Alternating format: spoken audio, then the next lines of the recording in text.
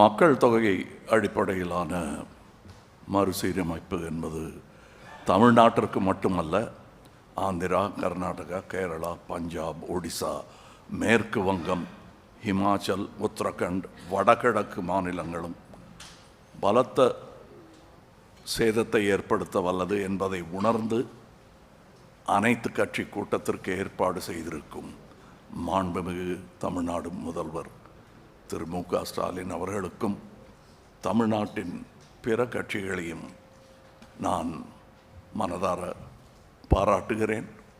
எந்த தேவையும் இன்றி பாராளுமன்ற தொகுதி மறுசீரமைப்பு எனும் பேச்சை யார் கிளப்புகிறார்கள், எந்த நேரத்தில் பேசுகிறார்கள், எதற்காக பேசுகிறார்கள் என்பதும் கவனத்திற்குரியது.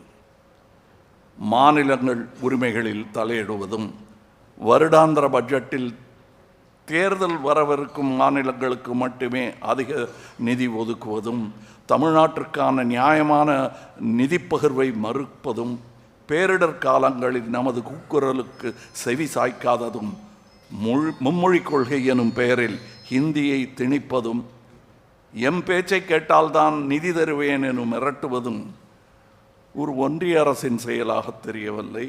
இன்றல்ல, நாளை அல்ல, எப்போதுமே பாராளுமன்ற உறுப்பினர்களின் எண்ணிக்கையில் எந்த மாற்றமும் கொண்டு வராமல் இருப்பதே ஜனநாயகத்தையும் கூட்டாட்சியையும் இந்தியாவின் பன்முகத்தன்மையும் காக்கும் என்பதே ஒரு இந்தியனாகவும் தமிழனாகவும் மக்கள் நீதி மையத்தின் சார்பாகவும் வலியுறுத்துகிறேன்.